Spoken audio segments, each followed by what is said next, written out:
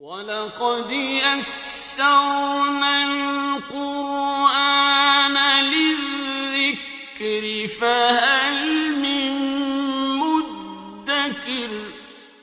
الحمد لله رب العالمين والصلاة والسلام على أشرف الأنبياء والمرسلين أما بعد فأعوذ بالله من الشيطان الرجيم من همزه ونفخه ونفثه بسم الله الرحمن الرحيم رب اشرح لي صدري ويسر لي أمري واحلل عقدة من لساني يفقه قولي اللهم انفعنا بما علمتنا وعلمنا ما ينفعنا وزدنا علما فبشر عبادي الذين يستمعون القول فيتبعون أحسنه أولئك الذين هداهم الله وأولئك هم أولو الألباب وَإِنَّ لُوطًا لَّمِنَ الْمُرْسَلِينَ إِذْ نَجَّيْنَاهُ وَأَهْلَهُ أَجْمَعِينَ إِلَّا عَجُوزًا فِي الْغَابِرِينَ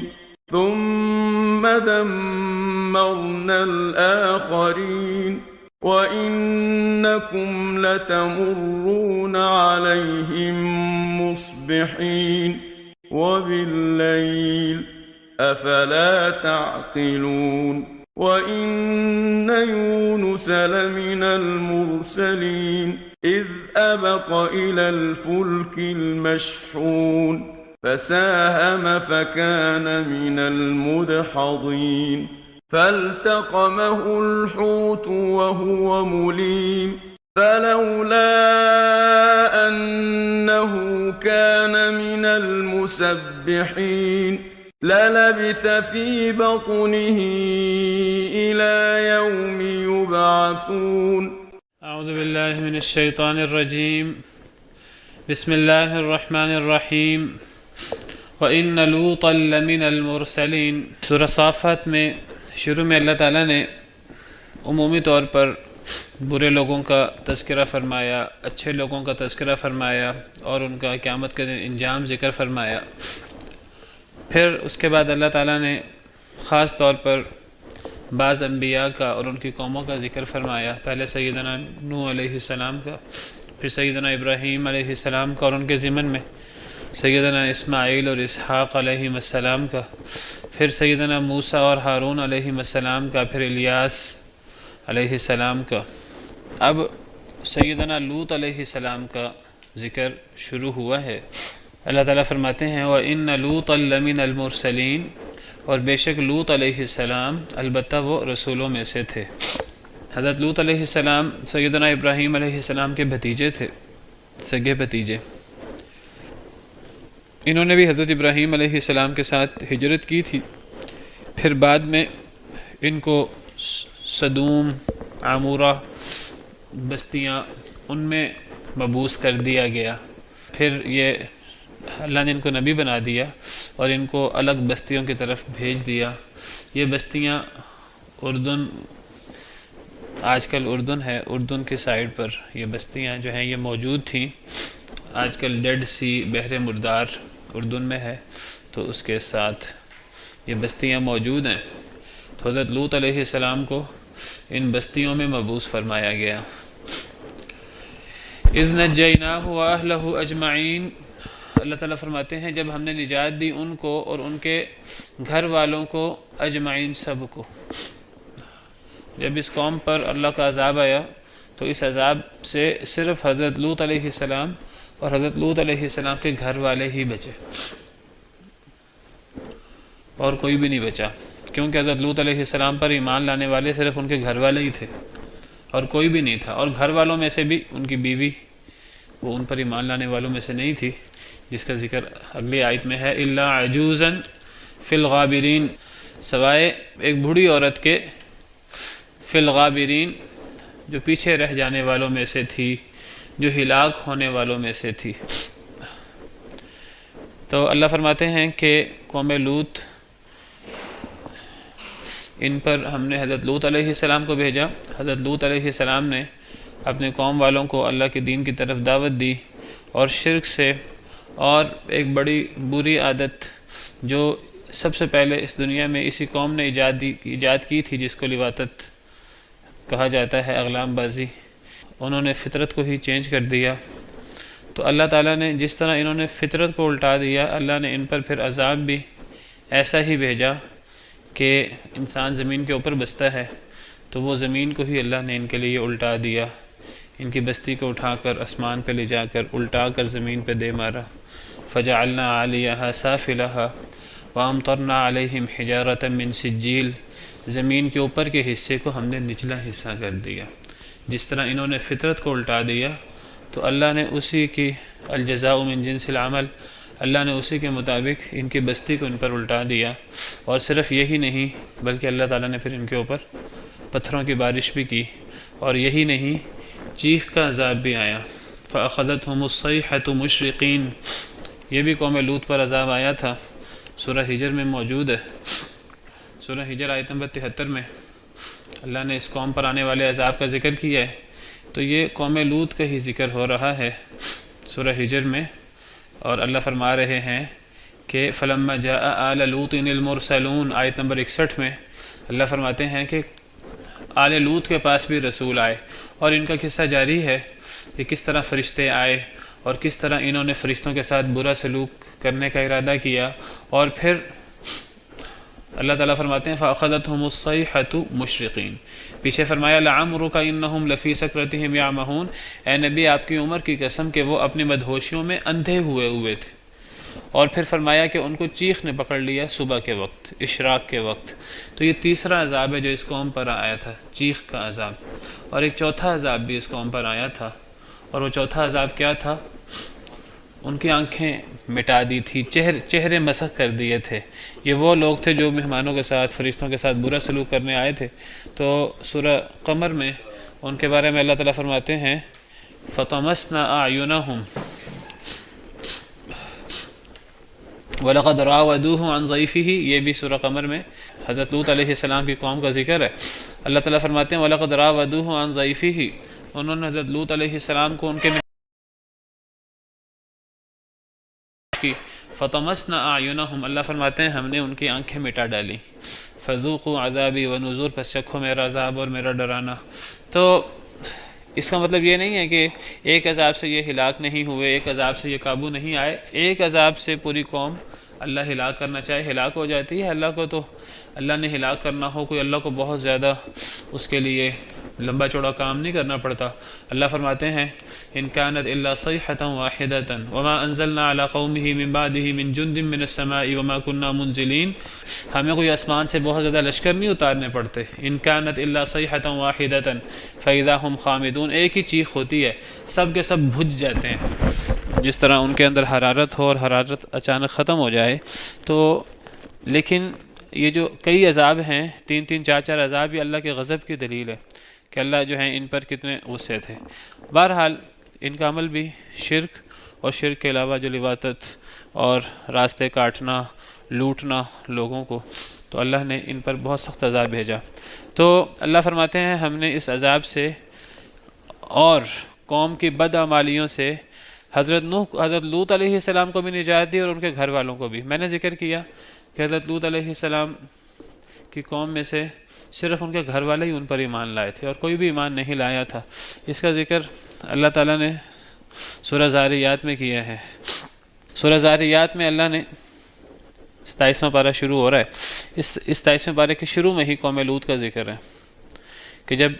حضرت ابراہیم علیہ السلام کے پاس 3 فرشتے 3 مہمان آئے، پھر وہ حضرت ابراہیم علیہ السلام کو حضرت اسحاق کی بشارت دے کر حضرت لوط علیہ السلام کے پاس آ گئے۔ تو حضرت لوط علیہ السلام نے پوچھا ان سے، حضرت لوط علیہ السلام کو شروع میں پتہ نہیں تھا، جب پتہ لگا کہ یہ فرشتے ہیں تو کہنے لگے قال فما خطبکم ایھا المرسلون، کہ تم کس لیے آئے ہو، تم کیا کہتے ہو اے بھیجے گئے رسولو۔ بلکہ حضرت ابراہیم علیہ السلام نے کہا کہ قال فما خطبکم ایھا المرسلون، تم کس لیے آئے ہو اے بھیجے گئے رسولو، قالوا انا ارسلنا الی قوم مجرمین۔ حضرت ابراہیم کو جب انہوں نے بشارت دے دی حضرت اسحاق کی علیہ السلام اور یعقوب علیہ السلام کی، تو حضرت ابراہیم نے پوچھا اور تم کس کام کے لیے آئے ہو، تو وہ کہنے لگے ہم تو مجرم قوم کی طرف بھیجے گئے ہیں۔ اس مجرم قوم سے مراد، گناہ گار قوم سے مراد حضرت لوط علیہ السلام کی قوم ہے۔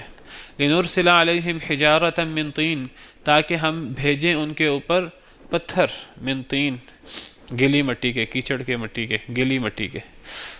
پتھروں کی بارش کریں، مسومۃ عند ربک للمسرفین، جو نشان زیادہ ہوں گے آپ کے رب کے پاس زیادتی کرنے والوں کے لیے، حد سے بڑھنے والوں کے لیے۔ فاخرجنا من کان فیہا من المؤمنین، بس ہم نے نکال دیا، اللہ فرماتے ہیں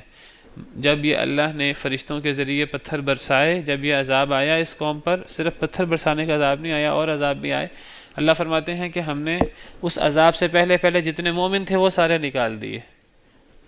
حضرت لوط علیہ السلام، ان کے گھر والے۔ اور اللہ تبصرہ کرتے ہوئے فرماتے ہیں فما وجدنا فیہا غیر بیت من المسلمین، نہیں ہم نے پایا اس بستی میں سوائے ایک گھر کے، مسلمانوں میں سے۔ مسلمانوں کو ایک ہی گھرانہ تھا، اور کوئی گھرانہ تھا ہی نہیں، اور وہ نبوی گھرانہ سیدنا لوط علیہ السلام اور ان کی 2 بیٹیاں، بیوی بھی مسلمان نہیں تھی، بیوی بھی کافر تھی۔ وَتَرَكْنَا فِيهَا آيَةً لِّلَّذِينَ يَخَافُونَ الْعَذَابَ الْأَلِيمَ، اور ہم نے ان میں نشانی چھوڑ دی ان لوگوں کے لیے جو دردناک عذاب سے ڈرتے ہیں۔ انہی کے بارے میں فرمایا کہ حضرت لوط علیہ السلام رسولوں میں سے تھے، اذ نجیناہ واہلہ اجمعین، جب ہم نے ان کو اور ان کے گھر والوں کو سب کو نجات دی۔ یہ سب کون ہے؟ سیدنا لوط علیہ السلام، ان کے 2 بیٹیاں تھیں بس۔ الا عجوزا فی الغابرین، سوائے بوڑھی عورت کے جو پیچھے رہ جانے والوں میں سے یا ہلاک ہو جانے والوں میں سے تھی، دونوں معنی کیے ہیں فی الغابرین کے۔ غابر کا مطلب پیچھے رہ جانے والا یا ہلاک ہو جانے والا، تو جو پیچھے رہے وہی ہلاک ہوئے، تو جو پیچھے رہ جانے والوں میں سے یا ہلاک ہو جانے والوں میں سے تھی۔ ثم دمرنا الآخرین، پھر ہم نے تباہ و برباد کر دیا باقی لوگوں کو، سب کو۔ وَإِنَّكُمْ لَتَمُرُّونَ عَلَيْهِمْ مُصْبِحِينَ، اور بے شک تم اے قریش مکہ، قرآن کریم کے جو اولین مخاطب ہیں، بے شک تم لَتَمُرُّونَ، البتہ تم گزرتے ہو، علیہم ان پر، قوم لوط پر، قوم لوط کے کھنڈرات پر، مصبحین صبح کے وقت بھی، وباللیل اور رات کو بھی، صبح شام تم وہاں سے گزرتے ہو، تمہاری تجارتی گزرگاہ ہے وہ۔ عرب کے لوگ، مکہ مکرمہ کے لوگ خاص طور پہ تاجر پیشہ تھے، کیونکہ وہ جگہ ایسی نہیں تھی جہاں کھیتی باڑی ہو سکے، زراعت ہو سکے۔ اس دور میں زیادہ جو آمدن کا ذریعہ تھا وہ زراعت وغیرہ تھی، اور جب زراعت نہ ہو سکے تو پھر تجارت۔ تو عرب لوگ جو ہیں وہ زیادہ تجارت کرتے تھے، سردیوں کے موسم میں اور گرمیوں کے موسم میں شام اور یمن جاتے، تو اس میں ان کی ایک تجارتی گزرگاہ جو ہے وہ تبوک اور اردن وغیرہ یہ علاقے بھی تھے۔ تو اللہ تعالیٰ فرماتے ہیں کہ وَإِنَّكُمْ لَتَمُرُّونَ عَلَيْهِمْ مُصْبِحِينَ وَبِاللَّيْلِ، کہ یہ جو بستی اور ان کے کھنڈرات ہیں قوم لوط کے، تو یہ کوئی تم سے دور نہیں ہے، بلکہ یہ تم اس سے صبح شام گزرتے ہو۔ افلا تعقلون، کیا پس تم عقل نہیں کرتے؟ جب تم وہاں سے گزرتے ہو تو تم دیکھتے ہو کہ وہاں کھنڈرات ہیں، بحر میت ہے، ڈیڈ سی ہے، اتنا بدبودار اور اتنا ہولناک خوفناک سمندر وہاں بن گیا، جہاں کوئی چیز ڈوبتی بھی نہیں ہے، ہر چیز جو ہے وہ اوپر آ جاتی ہے۔ تو یہ چیزیں وجود میں آئیں اس قوم پر عذاب آنے کے بعد، اور اس قوم کے مکانوں کے کھنڈرات وغیرہ۔ وہ سورہ ہود میں اللہ تعالیٰ قوم لوط کا ذکر فرماتے ہیں، اور اللہ فرماتے ہیں وَمَا هِيَ مِنَ الظَّالِمِينَ بِبَعِيدٍ، کہ وہ بستی ظالموں سے کوئی دور نہیں ہے۔ ظالموں سے مراد یہاں مشرکین مکہ ہیں، مشرکین مکہ سے وہ بستی کوئی دور نہیں ہے۔ اور سورہ ہجر میں جب ذکر فرمایا تو فرمایا وَإِنَّهَا لَبِسَبِيلٍ مُقِيمٍ، کہ وہ بستی جو ہے وہ برلب سڑک ہے، وہ تجارتی شاہراہ کے اوپر ہے، سیدھی رستے کے اوپر ہے، وہ جو ان کی تجارتی شاہراہ ہے، تو اس رستے کے اوپر ہی وہ بستی ہے، کوئی ان کو اس بستی میں جانے کے لیے بہت دور نہیں جانا پڑتا۔ تو اس بستی سے وہ، یہاں فرمایا صبح شام وہاں سے گزرتے ہو تم، تو تم جب وہاں سے گزرتے ہو تو تمہیں وہاں سے غور کرتے ہوئے گزرنا چاہیے، تمہیں عقل کرنی چاہیے کہ اگر ہم نے بھی قوم لوط کی طرح شرک، کفر، اللہ کی نافرمانی کا رویہ اپنایا تو تمہیں عبرت لینی چاہیے۔ اللہ تعالیٰ تمہیں بھی عذاب دینے پر پوری طرح قادر ہیں، والعیاذ باللہ۔ اور یہ صرف قریش مکہ کو خطاب نہیں ہے، قرآن کریم رہتی دنیا کے لیے ہے، قرآن کریم کو جو بھی سننے والے ہیں سب کے لیے خطاب ہے، ہمیں بھی خطاب ہے۔ ہمیں بھی قوم لوط کی عادات کفر و شرک، اللہ کی نافرمانی، لواطت اور یہ فحاشی اور رستے لوٹنا اور دیگر گناہ، بلکہ پچھلی تمام قوموں کی جتنی بھی عادات ہیں وہ اس امت میں کسی نہ کسی طریقے سے پائی جاتی ہیں۔ تو جو بھی قرآن پڑھنے والا ہے اس کو قرآن کریم کے ان قصوں سے عبرت حاصل کرنی چاہیے اور اپنی اصلاح کرنی چاہیے، ورنہ اللہ کی کسی سے کوئی رشتہ داری، کسی سے کوئی ایسا تعلق نہیں ہے کہ وہ جتنا مرضی گناہ کر لے تو اللہ تعالیٰ پھر بھی اس کو نوازتا رہے، ایسا نہیں ہے۔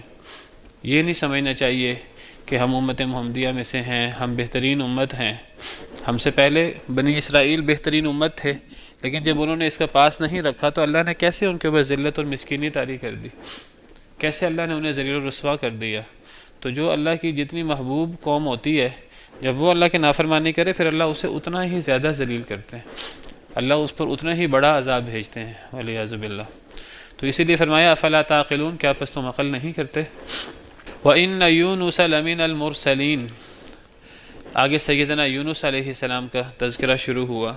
یہ بھی بنی اسرائیل کے رسولوں میں سے ایک جلیل القدر رسول ہیں، اور بے شک یونس علیہ السلام، بعض لوگ یونس کہتے ہیں، یونس سپیلنگ لکھتے ہیں YOUNAS، NUS ہونا چاہیے، یہ یونس ہے، نون پہ پیش ہے، یونس یوسف،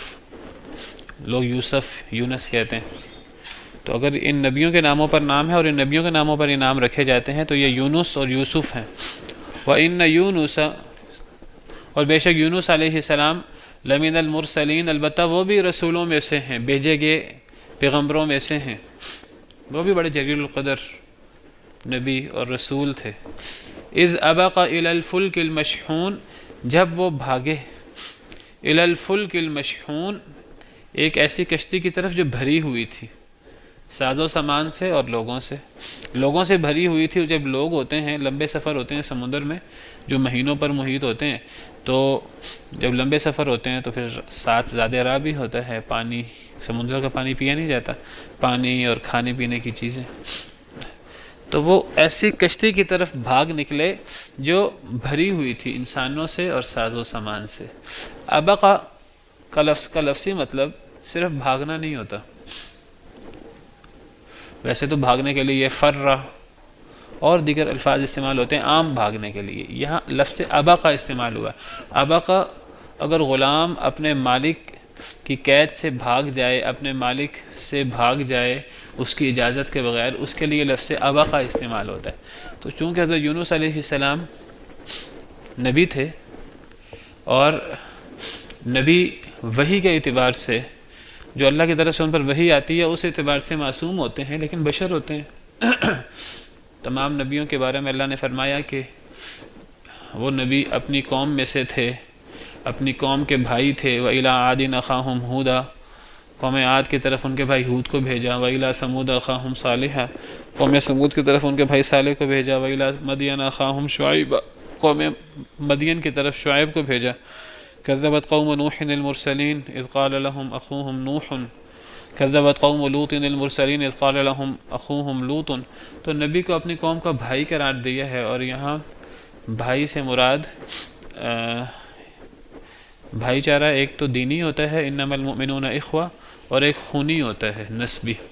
تو یہاں دینی بھائی چارہ تو مراد نہیں ہے، کیونکہ نبی اپنی قوم کے مذہب پر نہیں ہوتے۔ اگر وہ اپنی قوم کے مذہب پر ہوں تو پھر وہ قوم کو دعوت کس چیز کی دیں؟ تو نبی ہمیشہ وہ توحید پر، دین اسلام پر ہوتے ہیں، اور قوم جو ہے وہ دوسرے مذہب پر ہوتی ہے۔ تو یہاں دینی اخوت تو مراد نہیں ہے،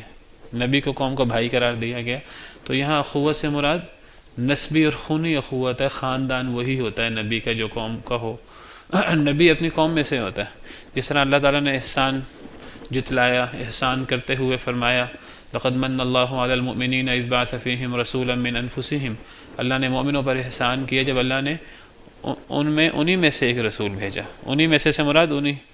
انہی کے قبیلے میں سے، قریش میں سے، اور قریش کے افضل ترین خاندان میں سے۔ تو نبی انسان ہوتا ہے، تو نبی وہ وحی کی حد تک معصوم ہوتا ہے۔ وحی کے بارے میں نہ نبی سے غلطی ہو سکتی ہے، نہ نبی سے بھول ہو سکتی ہے۔ اگر ہم یہ سمجھیں کہ نبی سے غلطی یا بھول ہو سکتی ہے وحی کے معاملے میں، تو پھر نبی سے جو ہم بات سنتے ہیں وہ اس بات پر پوری طرح یقین نہیں ہو سکتا، اگر اس کا امکان ہو تو پھر تو ہمارا پورا دین جو ہے وہ گویا کہ مشکوک ہو جاتا ہے۔ تو نبی وہ وحی کے اعتبار سے ہر لحاظ سے معصوم ہوتے ہیں۔ اللہ تعالیٰ فرماتے ہیں سنقرئک فلا تنسى، ان قریب ہم آپ کو پڑھائیں گے آپ بھولیں گے نہیں، الا ما شاء اللہ، مگر جو اللہ چاہے۔ تو نبی کو جو اللہ وحی کے ذریعے پیغام پہنچائیں نبی کبھی بھولتے نہیں، ہاں جو اللہ بھلانا چاہیں اللہ بھلا دیتے ہیں، کچھ چیزیں منسوخ ہو جاتی ہیں تو وہ چیزیں قلب سے نکال لی جاتی ہیں، قلب سے محو کر دی جاتی ہیں، ورنہ نبی ان کو بھولے ہی نہ۔ اس لیے اللہ تعالیٰ فرماتے ہیں یمحو اللہ ما یشاء ویثبت وعندہ ام الکتاب، اللہ جو چاہتے ہیں مٹا دیتے ہیں، جو چاہتے ہیں باقی رکھتے ہیں، اللہ کے پاس تو ام الکتاب ہے جس میں ہر چیز موجود ہے۔ تو وحی کے اعتبار سے نبی نے جو ہمیں اللہ کا پیغام پہنچانا ہوتا ہے، نبی کی ایک نبوی حیثیت ہوتی ہے، نبوی حیثیت میں وہ معصوم ہوتے ہیں، اور ایک ان کی بشری حیثیت ہوتی ہے، وہ بشر ہوتے ہیں کیونکہ انہوں نے بشر کے لیے نمونہ بننا ہوتا ہے۔ اگر وہ بشر نہ ہوں، اگر وہ فرشتہ ہوں، کوئی نورانی مخلوق ہوں، تو پھر وہ ہمارے لیے اسوہ نہیں بن سکتے، کیونکہ اگر ہمارے سامنے وہ نماز کی مثال پیش کر رہے ہیں، روزے کی مثال پیش کر رہے ہیں، تو انسان کہیں گے بھئی یہ تو فرشتے ہیں، ہم تو انسان ہیں، فرشتوں کو تو جو ہیں وہ لوازمات ان کو لاحق نہیں ہے جو ہمیں لاحق ہیں، جو تھکاوٹ ہمیں ہوتی ہے۔ اب فرشتوں کے بارے میں قرآن کریم میں آتا ہے صبح شام اللہ کی تسبیح کرتے ہیں، تھکتے ہی نہیں کبھی، یسبحون اللیل والنہار لا یفترون، صبح شام اللہ کی تسبیح کرتے ہیں، کبھی تھکتے ہی نہیں، کبھی رکتے ہی نہیں ہیں۔ اب کوئی بندہ کہے جی انسان کو بھی یہ کرنا چاہیے، انسان کے لیے یہ ممکن ہی نہیں ہے۔ تو فرشتہ ہمارے لیے اسوہ ہو ہی نہیں سکتا، ہمارے لیے اسوہ ہوگا تو وہ انسان ہوگا۔ اسی لیے اللہ نے سورہ بنی اسرائیل میں فرمایا کہ قُلْ لَوْ كَانَ فِي الْأَرْضِ مَلَائِكَةٌ يَمْشُونَ مُطْمَئِنِّينَ لَنَزَّلْنَا عَلَيْهِم مِّنَ السَّمَاءِ مَلَكًا رَسُولًا، کہہ دیجیے اگر اس زمین میں فرشتے بستے ہوتے تو ہم آسمان سے فرشتہ رسول اتارتے۔ تو جیسے مخلوق ہوتی ہے ویسے نبی ہوتے ہیں۔ تو نبی کی دو حیثیتیں ہوتی ہیں، ایک نبوی حیثیت جس میں وہ اللہ تعالیٰ سے وحی جو آتی ہے، کبھی ڈائریکٹ وحی آتی ہے، کبھی آڑ کے پیچھے سے، اور کبھی فرشتہ وحی لاتا ہے، تو وہ نبوی حیثیت میں وہ وحی آتی ہے، اور اس حیثیت میں نبی معصوم ہوتے ہیں۔ اور نبی کی ایک بشری حیثیت ہوتی ہے، وہ اس حیثیت میں امت کے لیے وہ جو ہیں اسوہ حسنہ ہوتے ہیں، اور وہ اس حیثیت میں اس وحی کے اسی طرح مکلف ہوتے ہیں جو نبوی طور پر ان پر اترتی ہے جس طرح ہم مکلف ہیں۔ وہ اس وحی پر اسی طرح ایمان بھی لاتے ہیں جس طرح ہم ایمان لاتے ہیں، اور وہ اس وحی پر اسی طرح عمل بھی کرتے ہیں جس طرح ہم عمل کرتے ہیں۔ اللہ تعالیٰ فرماتے ہیں آمن الرسول بما انزل الیہ من ربہ والمؤمنون، رسول بھی ایمان لائے جو کچھ ان پر ان کے رب کی طرف سے اترا، اور مومن بھی ایمان لائے۔ تو سب سے پہلے رسول کریم صلی اللہ علیہ وسلم اپنے اوپر اترنے والی وحی پر خود ایمان لاتے تھے، خود عمل کرتے تھے، اسوہ بن کے دکھاتے تھے، پھر انہی کی دیکھا دیکھی صحابہ کرام جو ہیں وہ ایمان لاتے، پھر وہ عمل کرتے۔ تو ایک نبی کی بشری حیثیت ہوتی ہے، بشری حیثیت میں نبی سے کوئی ایسی چیز ہو سکتی ہے کہ اللہ تعالیٰ جس کی اصلاح فرما دیں، کچھ بہتری فرما دیں، ایسی چیز ہو سکتی ہے بشری حیثیت میں۔ جس طرح حضرت یونس علیہ السلام کے بارے میں اللہ نے یہ فرمایا کہ وہ اس طرح بھاگے، یہاں لفظ وہ استعمال کیا جو غلام کے بھاگنے کے لیے استعمال ہوا ہے، گویا کہ وہ بغیر اجازت کے نکل گئے تھے اپنی بستی سے۔ تو بشری طور پر سیدنا یونس علیہ السلام سے ایسا معاملہ ہوا کہ جس کی اللہ نے تنبیہ فرمائی، جس کی اللہ نے اصلاح فرمائی۔ اور یہ واقعات دیگر انبیاء کے ساتھ بھی ہوئے ہیں۔ سیدنا آدم علیہ السلام جو کہ تمام انسانوں کے باپ بھی ہیں اور نبی بھی ہیں، انہوں نے درخت کا پھل کھایا ہے جس سے اللہ نے منع کیا تھا بشری طور پر۔ شیطان نے کبھی جھوٹ نہیں سنا حضرت آدم علیہ السلام نے، اور شیطان نے جھوٹ تو کیا جھوٹی قسمیں اٹھا لیں، وقاسمہما انی لکما لمن الناصحین، تو شیطان کی بات قسمیں کھا لیں اور ان کو پتہ نہیں تھا یہ شیطان ہے، تو اس کے دھوکے میں آ گئے اور درخت کا پھل کھا لیا، خود بھی کھا لیا، اماں حوا نے بھی کھا لیا۔ تو بشری طور پر نبی سے ایسی بات ہو سکتی ہے کہ جس کی اللہ تعالیٰ اصلاح فرما دیتے ہیں، جس پر اللہ تنبیہ فرماتے ہیں۔ حضرت نوح علیہ السلام نے بیٹے کے لیے دعا کی تو اللہ تعالیٰ نے تنبیہ فرمائی، اصلاح فرمائی، انی اعظک قال یا نوح انہ لیس من اہلک انہ عمل غیر صالح فلا تسألنی ما لیس لک بہ علم انی اعظک ان تکون من الجاہلین، میں نصیحت کرتا ہوں کہ جاہل نہ ہو جائیں۔ اللہ نے نصیحت فرمائی، اللہ نے اصلاح فرمائی۔ حضرت موسیٰ علیہ السلام سے نبی بننے سے پہلے بندہ قتل ہو گیا، نبی بننے کے بعد بھی انبیاء کرام علیہ السلام سے بعض ایسی باتیں ہو جاتی ہیں۔ نبی کریم صلی اللہ علیہ وسلم نے شہد اپنے اوپر حرام کر لیا، اللہ نے پوری صورت نازل فرما دی، سورۃ التحریم، یا ایھا النبی لم تحرم ما احل اللہ لک، اے نبی جو چیزیں اللہ نے آپ کے لیے حلال کی ہیں آپ اپنے اوپر حرام کیوں کرتے ہیں؟ آپ نے جنگ بدر کے قیدیوں کو حضرت ابوبکر کے اور دیگر صحابہ کرام کے مشورے پر فدیہ لے کر چھوڑ دیا تو اللہ نے آسمان سے وحی اتار دی اور اللہ نے فرمایا کہ ما کان لنبی ان یکون له اسرى حتى یثخن فی الارض، نبی کے لائق نہیں تھا کہ اگر نبی کے پاس قیدی تھے تو نبی ان کا خون نہ بہاتا، نبی کا تو خون بہانا چاہیے تھا حضرت عمر کی رائے کے مطابق۔ اور پھر فرمایا لولا کتاب من اللہ سبق لمسکم فیما اخذتم عذاب عظیم، اگر یہ بات تقدیر میں نہ لکھی ہوتی تو تم پر عذاب آتا اس کی وجہ سے۔ اور روایات میں آتا ہے کہ سیدنا عمر رضی اللہ عنہ تشریف لائے، نبی کریم صلی اللہ علیہ وسلم حضرت ابوبکر صدیق رو رہے تھے، حضرت عمر نے پوچھا کیوں رو رہے ہیں، مجھے بھی بتائیں، اگر رونے کی بات ہے میں بھی روں، مجھے نہیں رونا آتا پھر بھی رونے کی کوشش کروں۔ تو نبی صلی اللہ علیہ وسلم نے فرمایا اللہ نے وہ عذاب دکھایا ہے مجھے کہ اگر تقدیر میں یہ بات نہ لکھی ہوتی تو ہمیں عذاب آتا، لیکن اللہ نے معاف کر دیا۔ بہرحال کہنے کا مقصد یہ ہے کہ نبی سے بشری تقاضے کے تحت ایسی چیز ہو سکتی ہے جس کی اللہ تعالیٰ اصلاح فرما دیں، یہ بات طے ہے کہ اللہ تعالیٰ نبیوں کی اصلاح ضرور فرما دیتے ہیں۔ ایک صحابی آئے، قریش کے سردار بیٹھے تھے، نبی صلی اللہ علیہ وسلم کے ماتھے مبارک پر تیوڑی آ گئی، اللہ نے سورت اتار دی، عبس وتولی ان جاءہ الاعمی۔ سیدنا یونس علیہ السلام کے بارے میں ہے کہ جب وہ بھاگ نکلے الی الفلک المشحون، ایک بھری ہوئی کشتی کی طرف، تو یہاں بھاگنے سے مراد جس طرح غلام اپنے آقا کی اجازت کے بغیر بھاگتا ہے، تو کہا جاتا ہے کہ حضرت یونس علیہ السلام نے اپنی قوم کو دعوت دی، اور جب بھی نبی اپنی قوم کو دعوت دیتا ہے توحید کی طرف اور جو خرابیاں ہوتی ہیں ان خرابیوں سے قوم کو روکتا ہے، تو ساتھ نبی بشارت بھی دیتے ہیں کہ جو ایمان لے آئے گا مجھ پر، میری بات مان لے گا، اس کے لیے دنیا میں بھی اللہ کی طرف سے انعامات ہوں گے، آخرت میں جنت ہوگی، اور پھر ڈراتا بھی ہے انہیں کہ جو نہیں مانے گا اس پر اللہ کی طرف سے عذاب آئے گا۔ حضرت یونس علیہ السلام نے قوم کو بشارت بھی دی، جو ایمان لائے گا اس کے لیے یہ بشارت ہے، اور جو ایمان نہیں لائے گا اس کے لیے یہ عذاب ہے۔ اب قوم والے جو ہیں وہ نہ مانے اور لمبا عرصہ جو ہے حضرت یونس علیہ السلام دعوت دیتے رہے۔ اب حضرت یونس کو پتہ تو تھا کہ عذاب آنا ہے، اللہ کا وعدہ تو تھا اور اللہ کے وعدے سچے ہیں، لیکن اللہ تعالیٰ نے جب عذاب آتا ہے عام طور پہ بستی پہ،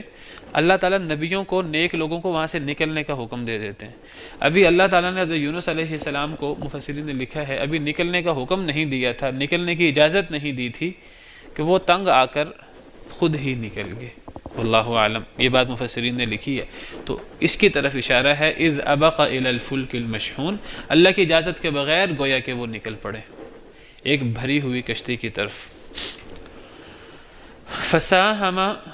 پس انہوں نے کوڑا ڈالا کشتی والوں نے، فکان من المدحضین، پس وہ تھے مغلوب ہونے والوں میں سے۔ دحض کہتے ہیں مائل ہونے کو، تو مدحضین اسم مفعول ہے، تو گویا کہ حضرت یونس علیہ السلام گھائل ہونے والوں میں اور مغلوب ہونے والوں میں سے تھے۔ کوڑا کیوں ڈالا؟ بستی کے اندر لوگ زیادہ تھے، سامان زیادہ تھا، تو طوفان کی کیفیت پیدا ہوئی،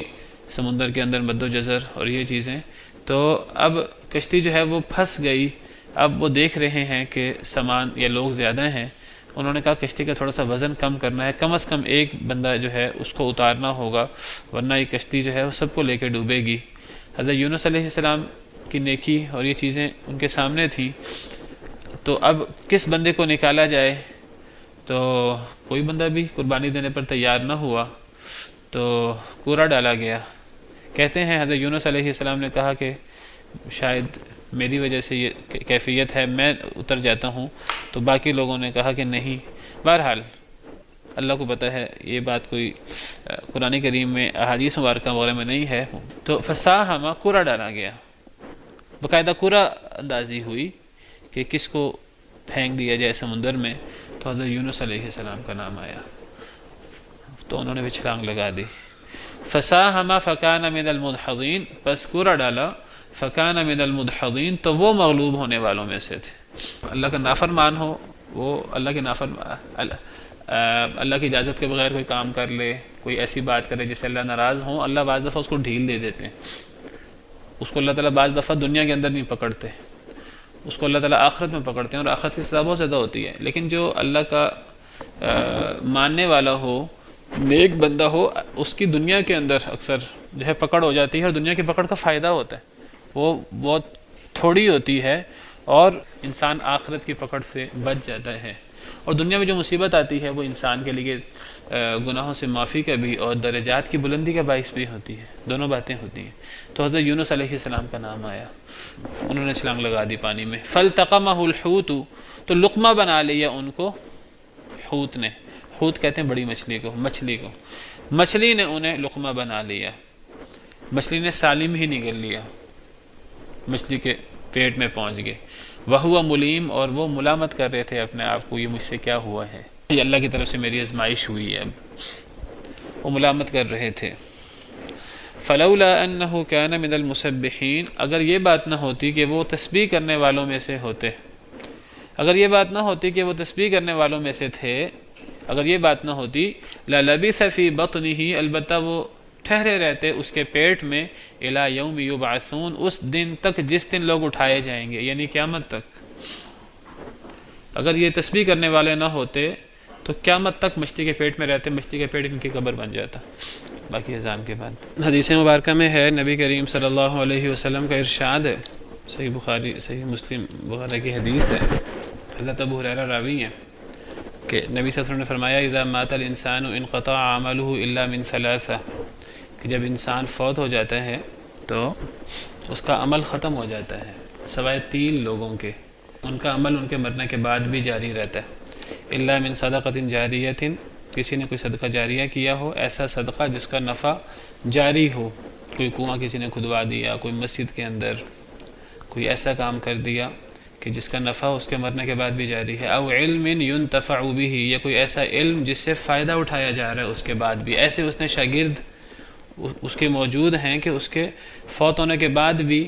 اس کا سلسلہ جاری ہے، کوئی ایسی کتابیں لکھ دیں اس کے فوت ہونے کے بعد بھی سلسلہ جاری ہے۔ امام بخاری کی صحیح بخاری آپ دیکھیے، امام ابن کثیر کی تفسیر ابن کثیر آپ دیکھیے، 1000 سال ہو گئے ہیں، 1000 سال سے اوپر امام بخاری کو، امام ابن کثیر کو 700-800 سال ہو گئے ہیں، لیکن لوگ ہزاروں لاکھوں لوگ آج بھی فائدہ اٹھا رہے ہیں، ان کو قبر میں ہونے کے باوجود ان کو اس کا اجر مل رہا ہے۔ او ولد صالح یدعو له، یا کسی کا کوئی نیک اولاد ہو جو اس کے لیے دعا کرے۔ تو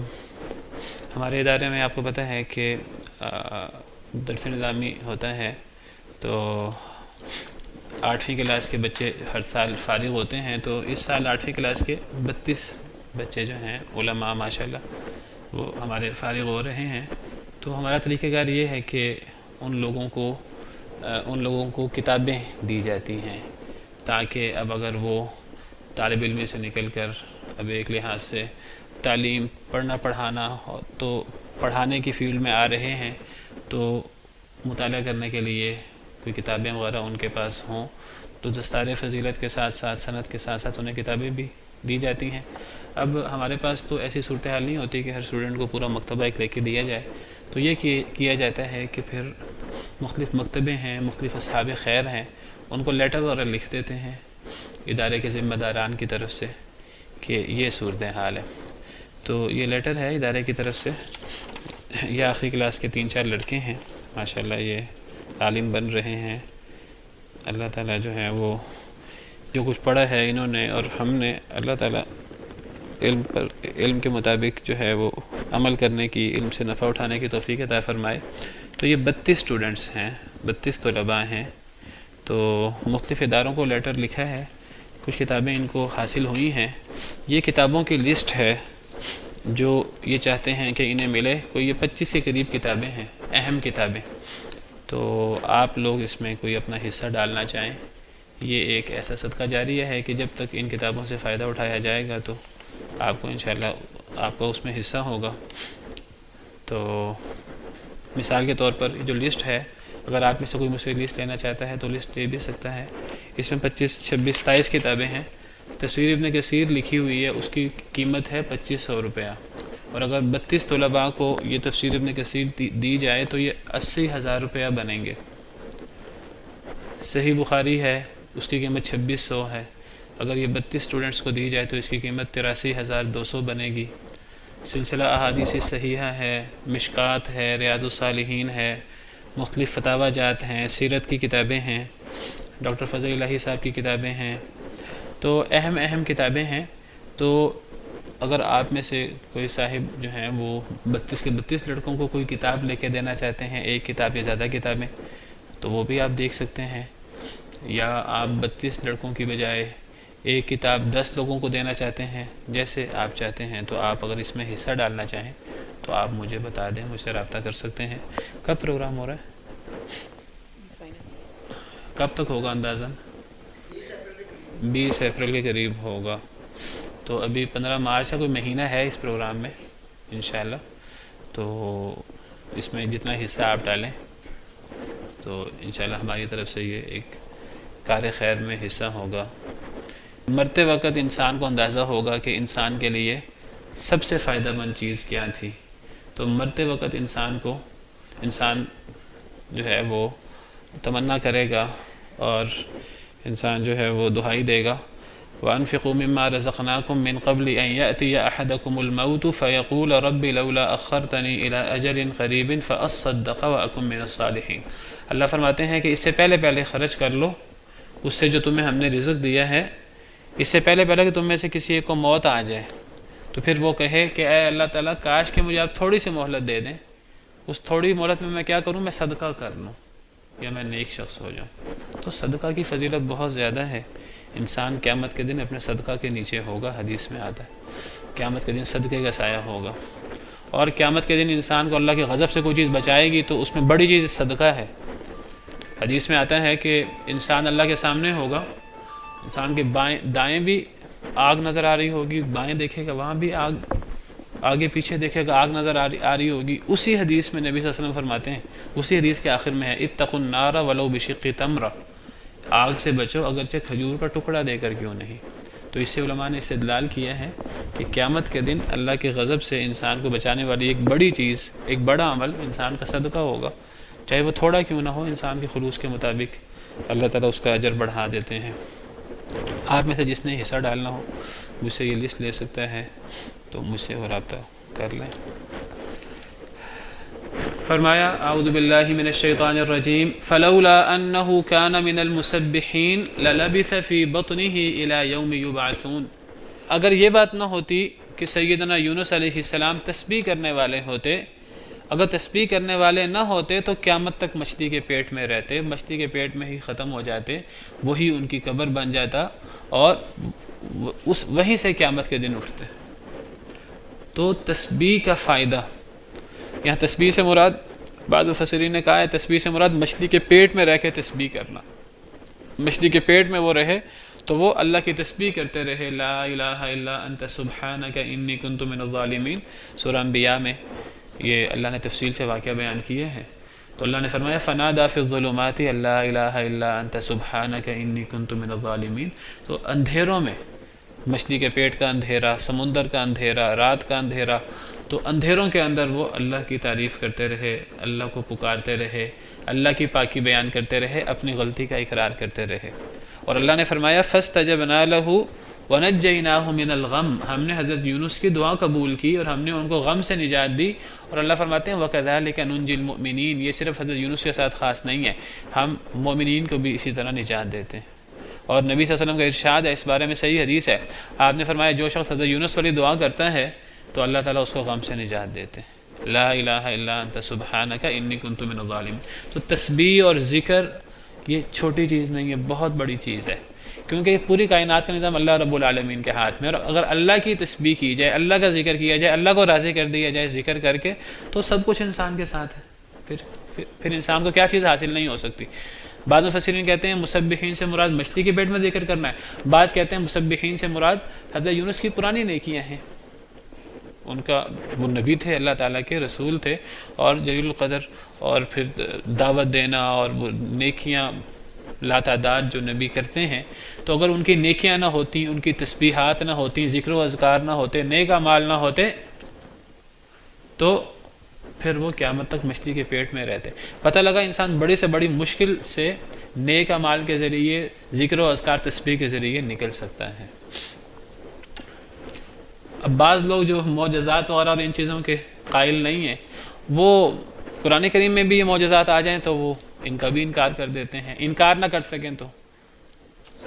تعویل کر دیتے ہیں۔ اللہ کا ذکر ہے، یہ دعا ہے۔ اصل میں دیکھیے دعا کیا چیز ہے، پہلے یہ دیکھنا چاہیے دعا کیا ہے۔ دعا یہ نہیں ہے کہ اللہ کو بتائیں اے اللہ تعالیٰ میں بیمار ہوں، مجھے یہ مسئلہ ہے۔ اللہ کو تو ہم سے زیادہ پتہ ہے مجھے کیا مسئلہ ہے، میں بیمار ہوں کہ نہیں ہوں، اللہ کو ہم سے زیادہ پتہ ہے۔ دعا یہ نہیں ہے کہ اللہ کو بتائیں اے اللہ تعالیٰ مجھے یہ بیماری، میری یہ بیماری ٹھیک کر دے۔ دعا ہے اللہ سے اصل میں رابطہ اور تعلق، اللہ کو یہ باور کرانا کہ اے اللہ تعالیٰ ہمیں پتہ ہے ہمارا کوئی رب ہے جو بہت طاقتور ہے، جو ہمارے حالات سے واقف ہے، اور جو ہم اس سے مانگے ہمیں دے سکتا ہے، اور ہم عاجز ہیں۔ یہ اصل میں ہے دعا کا، اصل میں آپ سمجھیے دعا کے پیچھے بنیاد۔ تو اللہ سے دعا کرنا اور اللہ سے رابطہ کرنا، اللہ سے مانگنا، یہ ہے اصل میں دعا۔ اور اس دعا کے اندر کوئی ضروری نہیں ہے کہ انسان لازماً اپنا مسئلہ پیش کرے، اللہ کو ہم سے زیادہ ہمارے مسئلے کا پتہ ہے۔ دعا کے اندر اصل یہ ہے انسان اللہ سے دعا کرے، اور جو بندہ دعا نہیں کرتا وہ متکبر ہے اصل میں۔ کل میں نے آیت کریمہ پڑھی تھی، وقال ربکم ادعونی استجب لکم ان الذین یستکبرون عن عبادتی۔ دعا عبادت ہے سب سے بڑی، اور جو دعا نہیں کرتا گویا کہ تکبر کرتا ہے، اللہ نے اس کو تکبر قرار دیا ہے۔ جو لوگ میری عبادت سے تکبر کرتے ہیں وہ جہنم میں ذلیل ہو کر داخل ہوں گے۔ تو دعا کے اندر اصل چیز کیا ہے کہ اللہ کی تعریف اور اللہ کی بڑائی بیان کی جائے، اللہ کی صفات بیان کی جائیں۔ وَلِلَّهِ الْأَسْمَاءُ الْحُسْنَى فَادْعُوهُ بِهَا، اللہ کے پیارے پیارے نام ہیں، اللہ کو ان ناموں کے ساتھ پکارا جائے۔ ایک یہ چیز، اور دوسری چیز انسان اپنی عاجزی بیان کرے، اپنی غلطی بیان کرے، اے اللہ تعالیٰ میں ناقص ہوں، میری خامی ہے، میں عاجز ہوں، اے اللہ تعالیٰ اگر میرا یہ کام آپ نے نہ کیا تو پھر میرے پلے تو کچھ بھی نہیں رہے گا۔ یہ اللہ کو دعا بڑی پسند ہے۔ ربنا ظلمنا انفسنا وَإِن لَّمْ تَغْفِرْ لَنَا وَتَرْحَمْنَا لَنَكُونَنَّ مِنَ الْخَاسِرِينَ، وہاں وہی انداز ہے، اپنی غلطی، اپنی عاجزی بیان کرنا۔ تو لا الہ الا انت سبحانک انی کنت من الظالمین میں آپ دیکھیں حضرت یونس اللہ کی تسبیح کر رہے ہیں اور اپنا غلطی کا اعتراف کر رہے ہیں، اللہ کو ہر قسم کے نقص سے پاک کہہ رہے ہیں۔ تو بہت عظیم دعا ہے یہ۔ اس کے اندر اگرچہ یہ چیز نہیں کہ میں مچھلی کے اندر ہوں اے اللہ مجھے نکال دے، لیکن دعا پوری ہے۔ اللہ کو تو حضرت یونس سے زیادہ پتہ تھا کہ حضرت یونس کس کیفیت میں، تو دعا کے سارے مقاصد اس میں پورے ہو رہے ہیں۔ تو یہ عظیم ترین دعا ہے جو یہ موجود ہے۔ چلیں جی وقت ختم ہو گیا ہے، تو آج کے لیے پھر اتنا ہی کافی ہے۔ سبحانک اللہم ربنا و بحمدک اشہد ان لا الہ الا انت استغفرک۔